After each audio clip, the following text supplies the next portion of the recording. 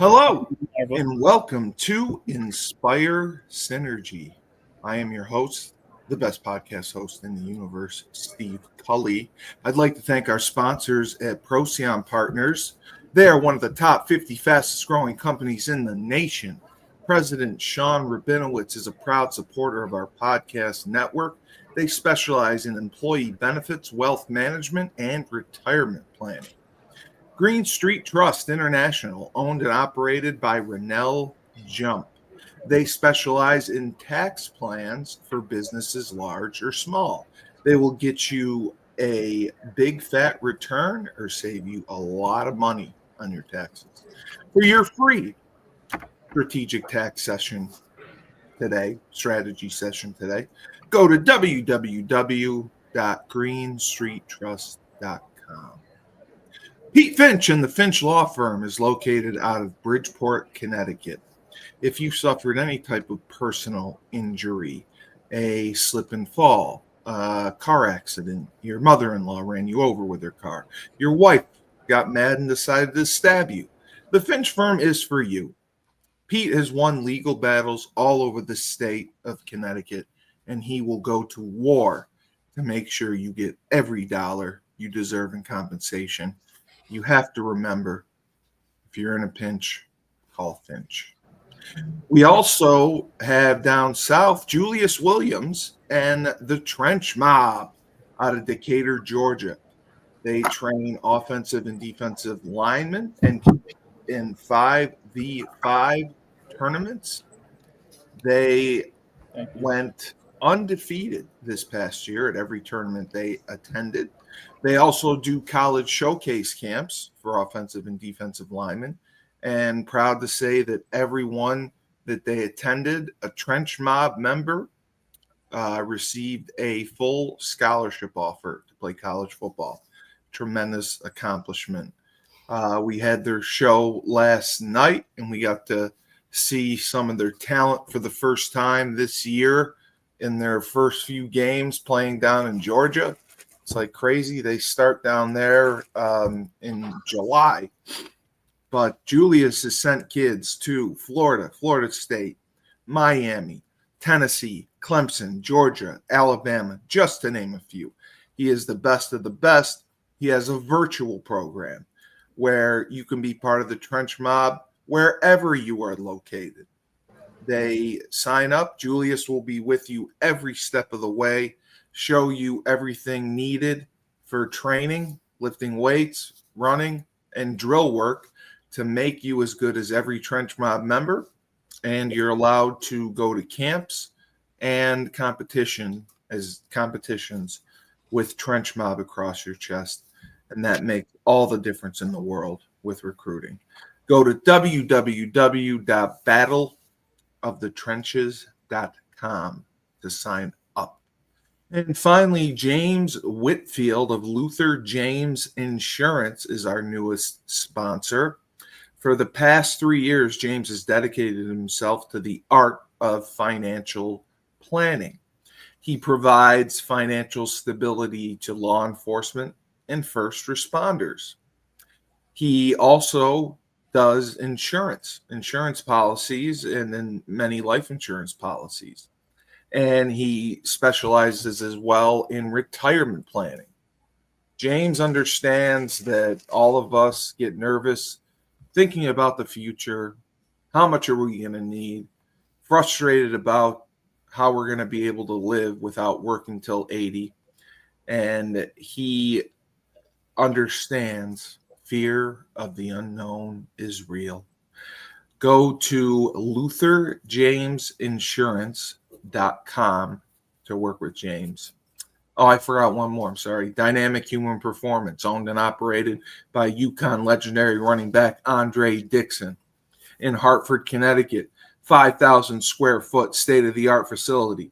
Trains boys and girls of all ages, of all sports. He has a boot camp program, 7 days a week, 6 a.m. You want to get in shape, you go to Andre. Athletic development program, boys and girls, the sport of their choice. He takes them, develops them from the ground up, helps them to reach their potential and be the best they can be. Andre has sent boys and girls to college on scholarship for all sports. So to work with the best in Connecticut, work with Andre, www.dynamichumanperformance.com. Now for the men of the hour of Inspire Synergy of the House of Changes, and they're doing some phenomenal real estate work.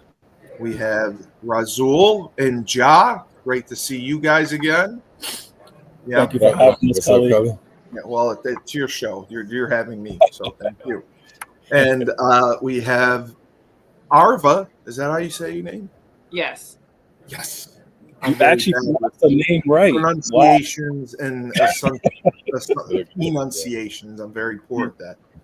Of the Asaka Foundation, which is very new to us, and Ja's going to tell us a little bit more about the Asaka Foundation and what they're doing for the community. So I had the pleasure of working with Arva as a panelist for keynote speaking for a community farm share event that Lucha Rise, one of the board members. And when she starts talking, especially about the program she's implementing for young men within the Hartford area, you can just feel the love and the vibration, the passions. It's hard not to move when she speaks. And I'll have Arva really talk about your mission and your two sons who are thriving, and what got you into this field. Yeah, because it's interesting to me because we had Jameson on last week, and he is developing farmland for youth to get experience in. Why is that a direction that you guys go in and feel that it's a great way to help the younger kids? Well, it's about, for me, helping community. I like to think about it like as a cake. Adults are a baked cake. We put frosting on them and decorate them and everything, but they already are going to be who they're going to be. But younger people, you can, add different ingredients with collectively end up having a better space for all of us. Exactly what he said. So that makes sense. So you're trying to get them at the younger age. I mean, I believe he said 6th grade through 9th grade.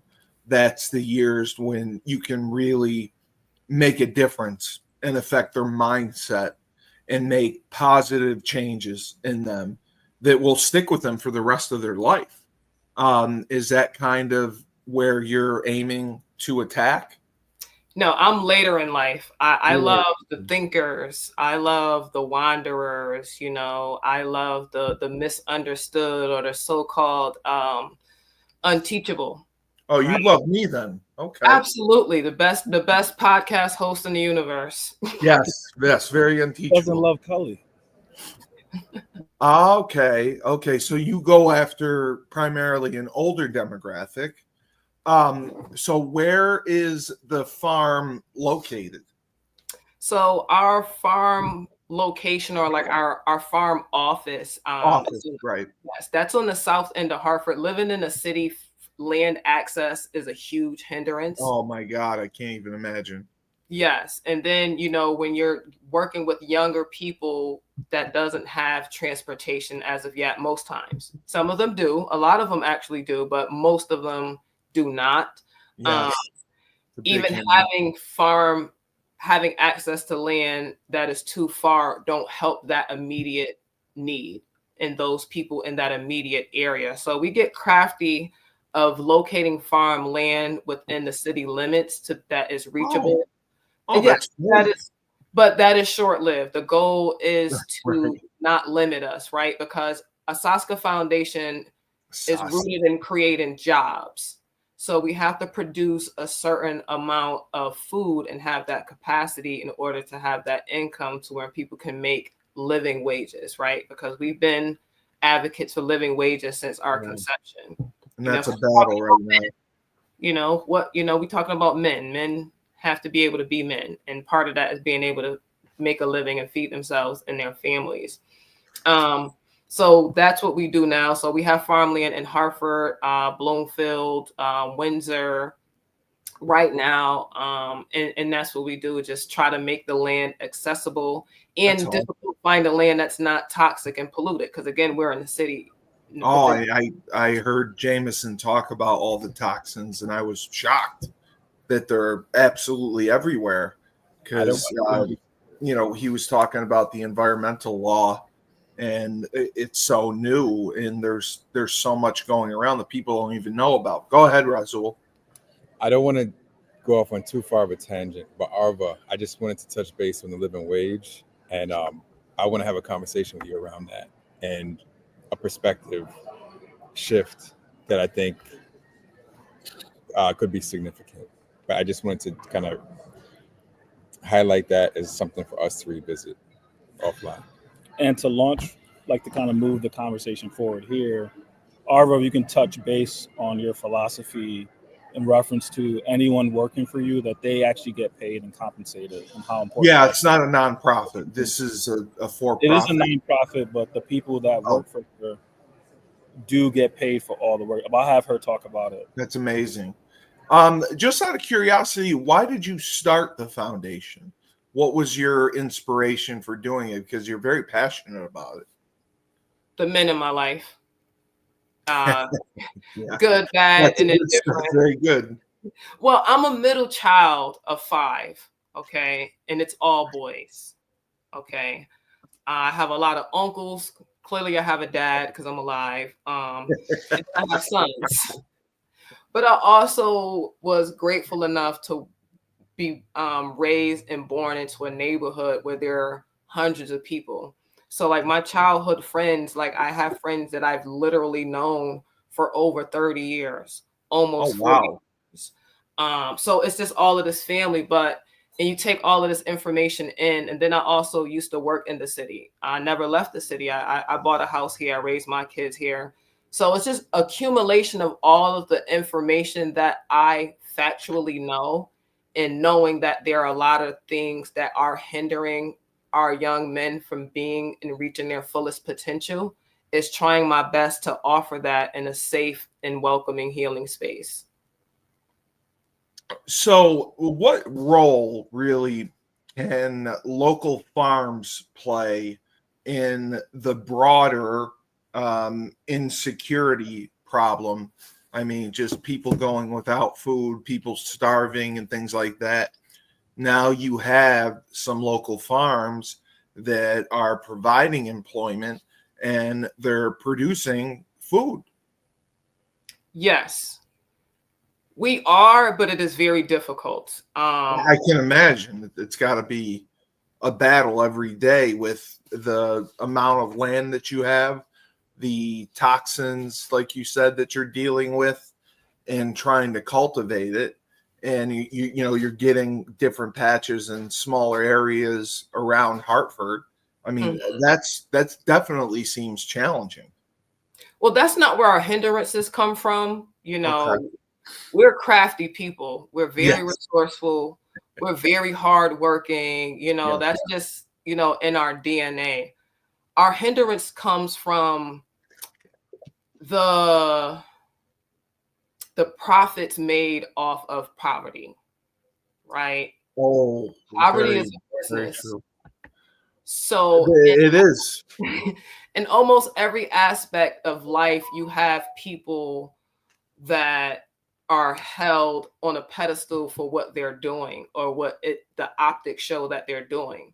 So anytime you have someone that come in and they're actually doing these things, you're going to face resistance, because you represent a change into the system by just trying to exercise your own freedoms, right? Farming and growing food is a human right.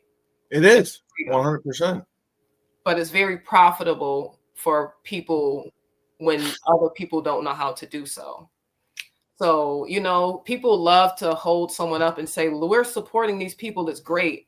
But most of the issues that we face is actually standing on our morals, standing on our ethics, which is that food is a human right.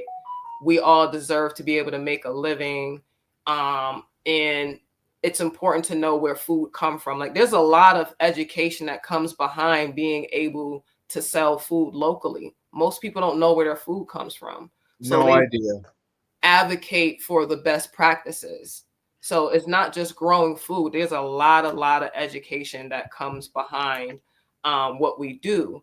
And to speak to Ja's point about the living wages, we are at root a social enterprise. Farming and beekeeping is the vehicles that we use to heal and fix our community. So with that being said, we don't do volunteer days like many farmers do. Right. We offer free trainings though, because Right. our goal is not to make a customer out of everyone.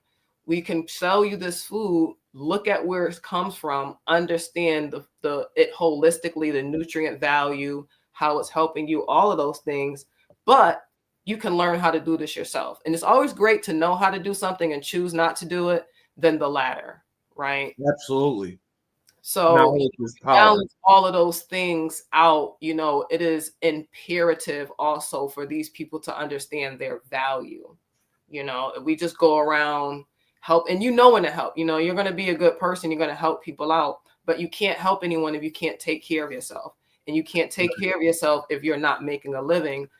And especially in these days, we're facing some very tough times for a multitude of reasons. Just the fact that AI is taking over so many jobs. I was just going to ask you about that. We had a discussion on one of our other podcasts last night. There was an attorney in Florida who got taken off a case because she used AI to write one of her legal briefs. And the AI cited cases that were fictional, didn't even exist. It's not like she put the wrong cases down. She made up cases. And my father's an attorney, and he was just blaspheming, like, how does this happen? And I said, well, how do you do your briefs? He's like, well, I go through the books, I look at the case law, and I write them. I was like, well, people who don't write their own briefs, they have paralegals and whatnot. You can go to AI and say, give me all the DUI cases in New York State that have shown that have had prosecutorial misconduct, and a list of them will come up. And then it's up to you to use the ones you want and cite them. But that's how it works. And we were all talking about that. I mean, if AI is getting involved in the courtroom, when is it going to get in, surgeries? There's already machines that do a lot of it. People operate it. When is it going to get to the point where an AI is able to follow step by step and do a surgery? And then when is it going to get into, we mentioned farming. When is it going to get into not needing as many people to run a farm like that? So it's kind of scary to think about. It's very scary. I mean, just the smallest jobs on the news, they were just showing the traffic, the flaggers, right? Now there's a machine to do that. So we're just talking. Are you serious? Yes. Now there's a machine that it comes up and says stop, or it says go. Firefighters, it's safer to send a machine in a building that can explode and put out an agent, right? We already see the police dogs. So Right. Any level that you're thinking about, it's almost touching all of those spaces where regular people work, and the reality is that it's something that we really have to get ahead of when it comes to our own individual communities, because, and then with technology, someone hits a button, it's not missiles these days, and the grid is out. So there's nothing moving. Where are people going to eat? Who's thinking about our elderly? Who's thinking about our disabled? There are so many, we have to eat every day, all humans. And we're just like really dropping the ball with getting ahead of eating. No, I agree. Ja, Razul, I heard you, I see you mumbling over there. Did you have a question that you'd like to ask or anything to add? What I would add to it is just being more conscious about the land and the earth. Yeah. We take more out of it than we put into it, and the nutrition levels have plummeted over the last 40, 50, 60 years, because of simply like how we manage waste. you know Instead of reusing, we tend to want to just keep buying new stuff and throwing away, not really thinking about how that's impacting the nutrition levels and things of that nature. But things that we can do in reference to adjusting for solutions with the changing climate is, if we foresee shifts, maybe have more of people within our neighborhoods focus on who's managing and running those new robots, that's going Right. to win for burning building and stuff like that. How can we get ahead to, because the technology does even out the playing field quite a bit, where the entrance to gain access to information and get access to resources, the bar is getting lower and lower, where you're not spending as much money in order to get into, these type of arenas. So, talk to me like I'm a 3-year-old. If I wanted to get involved in your foundation and work in farming in the different areas that you have, how does somebody go about doing that? Is there a website? Is there an application? How do you choose who you take on, and even the training sessions? Thus far, it's really just been about direct community contact. That's huge. Because we're not funded like at all, right? We don't check the boxes to be first to get a grant and stuff like that. Correct. So we're limited to the amount of people that we can help. Again, paying them this living wage, right? So right now we're up to $22 an hour. We started at $20. Oh my God, that's amazing.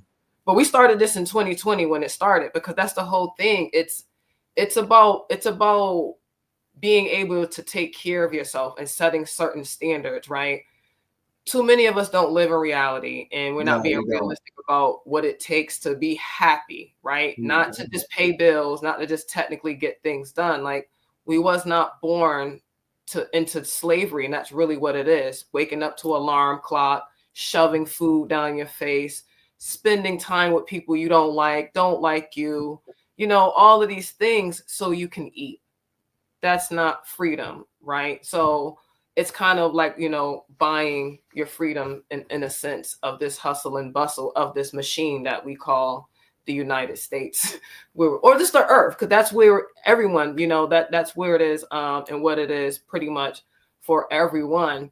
So we just, at this point, it's just direct contact until we have enough momentum to where we have enough capacity that we can take on more people. And it's usually a strong recommendation, or just something that I see in someone. And then we have like the rolling guys that we've been working with like for a few years that pretty much know just about everything. And most of them have full-time jobs, but the whole point of that is that you have skill sets that are with you for the rest of your life. If somebody dropped you off in Colombia somewhere, you have skills, discipline, and the resources within yourself to be able to make a living without harming anyone else, without harming yourself, right? Doing things that morally aren't right, So that's really what it's about. Farming and beekeeping is just an avenue, but what we do is we're giving people space to flourish and grow, to find out who they really are, what they really like. And in that, you're also connecting with nature. You're also connecting with the bees that have healing frequencies. So you're also in a healing space. You're learning teamwork. You're learning accountability, responsibility. And it's really what it is. It's about life skills, but that is just the space that we use to get it done. I do have a question, Arva. How long have you been doing this? And then when did you first get incorporated in reference to on the business model? So I've been doing this, I want to say, COVID, you said, right? I'm sorry? During COVID, didn't you say? Well, that's when I turned it into a business. Okay. Before that, it was just that those harsh realities coming down. And so first for me, it started like by me just having a home garden, right? I didn't grow up in a place where I can grow food. I've never seen people grow food, right? It was completely foreign. Like all of this stuff is just learned and mastered like in this time. And I'm not saying that I'm done and I know everything, but to the point where I can turn it into a business and feel confident in teaching these skills to other people and feel confident that it's going to impact them and the rest of their lives in that short period of time. So before COVID, it was probably about another 3 years. So I'll say probably about 8 years altogether. And at first, just me growing food in my backyard, 3 small plants. It was literally 3 tomato plants that started all of this. My friend Mike is this Italian guy. We've been friends for a long time, and it's like my housewarming present that he brought here for us. And I seen how much joy it brought to my sons when they start to see stuff grow. Yeah. The responsibility that they took upon themselves. Like, I'm going to go water it. It's the pride rewarding. they have. Yes. And then that's when they used to cook, right? Because they're cute now and they don't really, spend as much time with mom unless we're working. But all of those things, like just all of those colors and just watching them. And it's just like, I wanted to share that with other people. And I wanted to, but it started like within my family, like the other, little cousins or family friends. Like I said, I grew up with the same people for a long time. So I'm usually the one showing up to the school when something happened. Like I've always been that community person. And I guess you want to say like that rock per se. And I'm not saying that with a badge of honor. I do not like being a rock. So please don't mistake that as, I don't want to be that, but it is what it is. So just being realistic about what my natural talents are, what my environment is. And I wanted to share something that brought me peace and healing that can also take away from expenses because you're not buying as much food, you're growing it. Correct. Right? It's so many different things that I'm like, wow, this is like cohesively works in so many different ways. And I just wanted to share it with people. Right. And especially like the young men, because again, I grew up here. I knew about how many programs we had that kept us busy, that kept us in communication with each other. So we knew each other, right? People don't respect people they don't know that much. We knew everybody. Yes, I grew up with these hundreds of people, but there's a whole nother neighborhood here and a whole nother neighborhood there. And we would play sports together or with each other. It was just all of these things that made people a community that no longer existed. So it's just like, how do we bring back those kind of spaces and also being realistic about the problems that we face? If our youth are being bombarded with sex, drugs, and violence all day, every day, in every aspect of their life, in music, in TV, at home, on the streets, in your dreams, of course, that's what you're going to get out of them. So let's pour other things into them so we can get better things out of them and ultimately have better environments for yourself. So in a way, it could be selfishness. We could say, hey, I was just going a roundabout way to make sure that I'm in a better place. And I'm fine with that. But that's really what it comes down to, is creating better spaces by helping people get to where they need to be.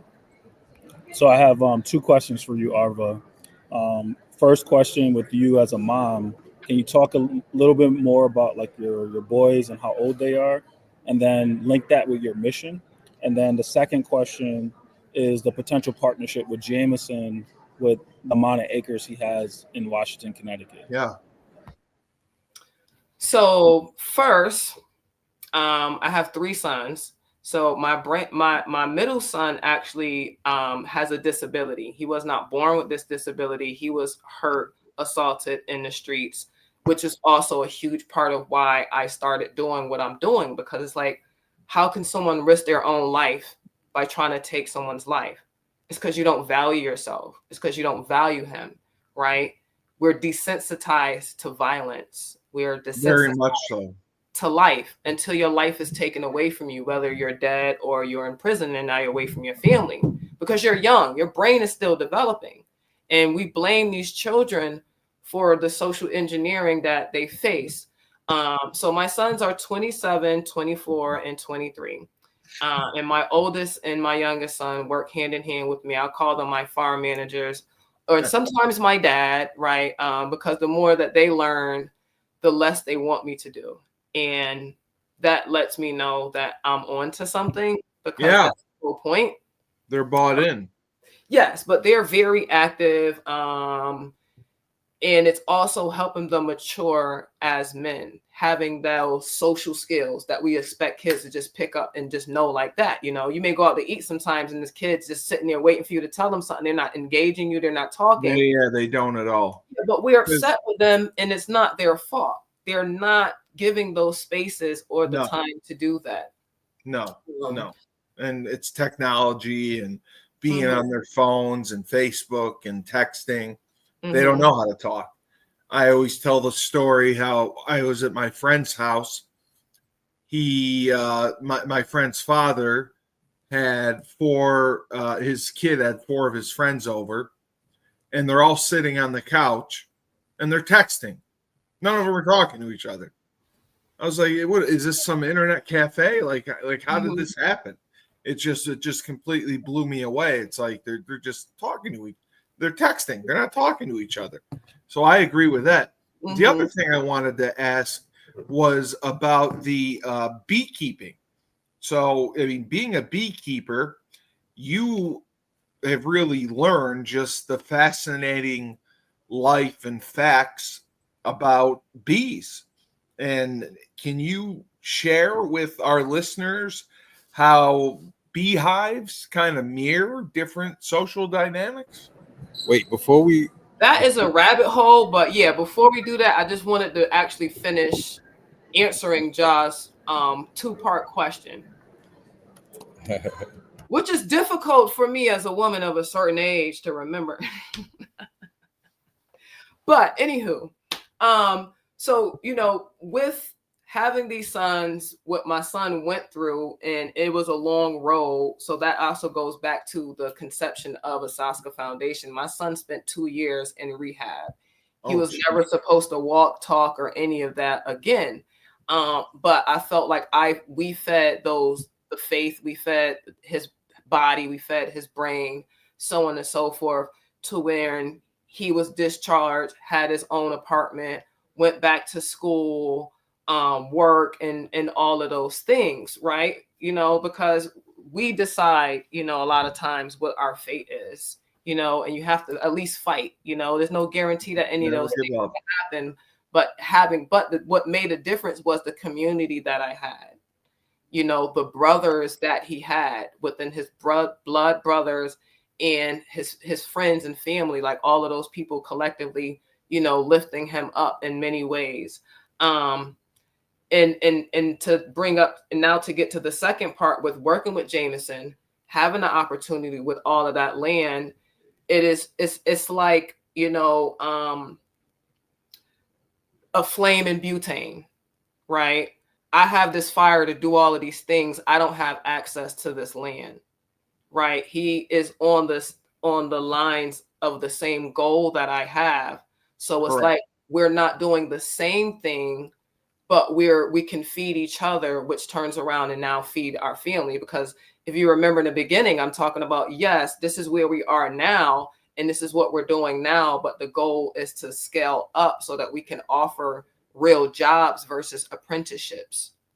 And I believe that is a definite pathway to get that done, and to hopefully create a model for other people that are trying like me and connecting with someone and together, because that's really what it's about. You know, it's about community. It's about working collectively together to make better spaces and to be able to take care of ourselves. So to me, it's kind of like it seems like a match made in heaven, you know, which it wouldn't even be anything probably on my plate, on my radar, without these men here. So, you know, it's about doing the work and showing up and being true to who you are, and just, you know, hopefully finding your tribe along the way.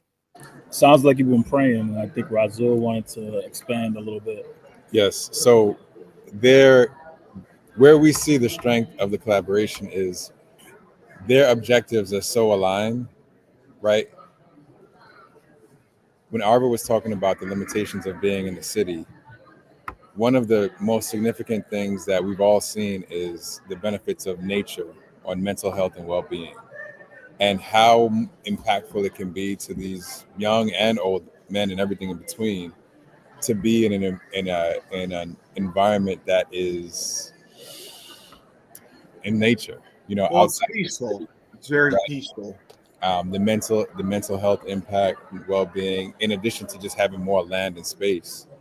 I think, and correct me if I'm wrong, Arva, I don't want to speak for you, but it seems that opportunity, and combining his resources with the experience and know-how and energy, labor of what Arva's doing, it seems to be a natural collaboration that can benefit Oh yeah. the ultimate mental health, well-being, and increased revenue, income, energy, however you want to classify it, for both of their entities. Plus, it aligns with House of Change, especially when we talk about men development. We really focus on House of Change is not putting the men back into an environment where That they can situation. fall back into using substance, and that's something that Jameis is really passionate about, and why he chose the farm to be outside of the hood and make it a Way up north, yeah. where you're going into this urban environment where you get to see, it's like the benefits of traveling. You get to see a new environment that's safe, that allows you to be your whole self, and allows you to build a career that Arva already has a proven model, especially with her 3 boys that are thriving. It says so much about her ability to really develop. So the question in that specifically, Razul, is what? I mean, essentially, to me, it's to get them in an environment where they can. Yeah, they got to collaborate. They got to work together, and I think they will. I mean, Jameson said they need that money to get the farm going, and that's the biggest barrier there. That's why he's working so hard on sponsorships, fundraisers, getting the money together, for transportation, for everything he needs, to get that farm going, because he got the acres for such a cheap price, and it can be used exactly how Arva's been talking about, to benefit not only the youth that Jameson is working with, but the men that she is working with. And you're talking about quality of life and really of being able to afford to live. I mean, she's paying $22 an hour. That's huge. I mean, that gives people an opportunity to make a living and not live beyond their means and save money. And that's all so important, and it doesn't happen that often. And there's really a science behind it as well. I mean, it's a nature deficit disorder. So even for myself, like, even though I was younger and I grew up in projects, I used to go hiking as a kid. I spent a lot of time in nature. So that's something that you can't tell someone or explain to someone. You have to allow them the space for them to, and I watch it happen like all of the time. Yeah, they have to experience it. One of the best experiences I had a young man, and I brought him out to the farm with me after we did some work in the city. So we have farmland out at one of the farms, and it's, bigger, and it's more like probably what Jameson has, but we just have a plot there. And when he's just out in these fields and get to experience that air and take it all in, like, this young man like was tearing up, and this young man grabbed my hand, right? And he's just holding my hand for a minute, because he just transformed. Like, I could never explain to him that the possibility of that can happen. How do I word something like that? Because it was such an inspirational moment for him. But that was between him and the land. I was just there as a witness, Exactly. I was just there as feminine energy to offer him comfort while he's going through this emotion. And that's something else that is downplayed a lot, that balance of having that masculine and feminine energy in your life, especially children, but we need it as adults too, right? So you're taking those energies and then the energy of the earth. And this is how we have a better environment, because now you have more respect for the earth. Now you have understanding full circle of how the earth provides for you and what your responsibilities are towards the earth, which is a living being within itself. Because people take it for granted. and don't understand exactly how valuable the earth is and what it provides to us on a daily basis. There's And so much like within what you're saying that I just want to add to a little bit. Arva, you were mentioning how all of these environmental impacts, right, from how men, sex, drugs, violence, all these things that they kind of inundated with, right? The impact of going to an environment where there's space, right?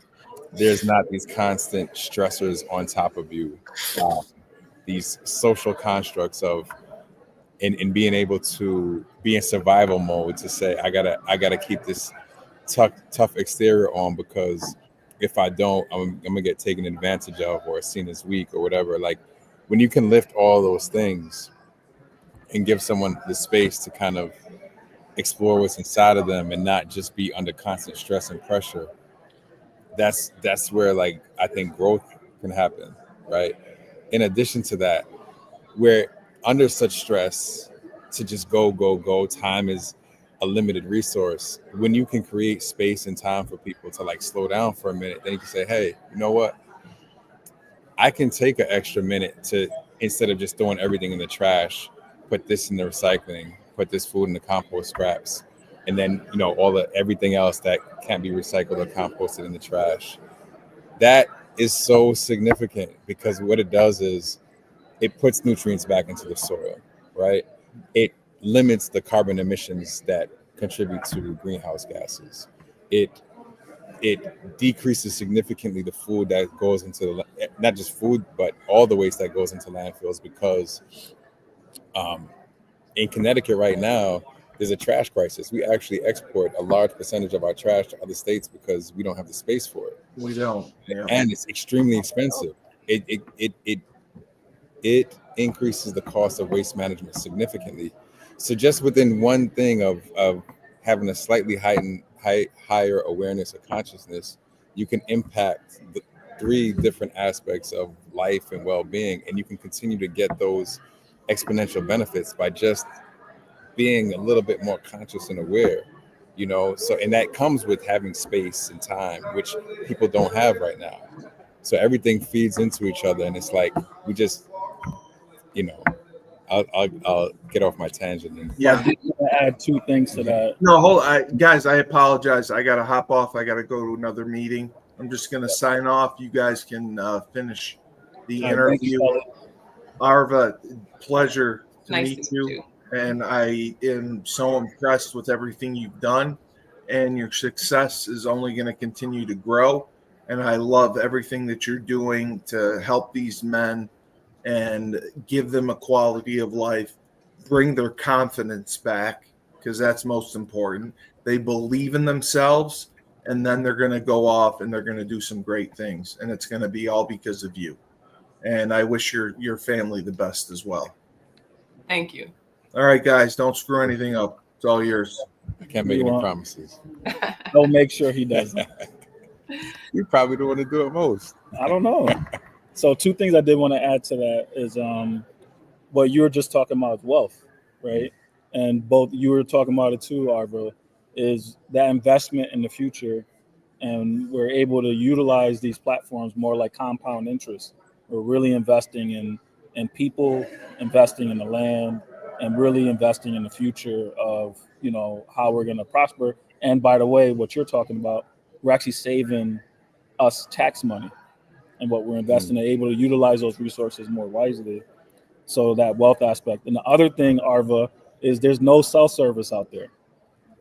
So that's huge, because now they're disconnecting from these devices, and it forces the facilitators and the whoever's doing the training or anything like that. Everyone's focused on their task at hand, and that's really unique, and it overcomes a lot of the barriers that we're all facing with these mobile devices and access to the communication aspect, electronically everywhere. It's funny that you say that, because before he hopped off, that's one of the things that I was going to say to him. But being realistic about the future. Me personally, I have never had to say, put your phones away. Oh, word. That's but awesome. this is what nature does. I'm trying to tell you. Yeah. You know what I mean? It is also because I'm one of these people. Like, as soon as we hop out, it's like, all right, you do this, you do this, you just do that. But, you know, people get their own individual tasks and stuff like that too. But I imagine, like, when I'm working with bigger groups of people, you know, after a while, of course, things like that's going to happen. But I'm grateful. And that's one of the things that I know. And one of the ways that I know that this work is very transformative, because thus far, that's not an issue that I have ever had. That's interesting. And it says a lot about your leadership, because I noticed that with coaches, and I noticed that with teachers, educators, that some have that ability to earn respect because they care and they're living within their passion versus living within a paycheck.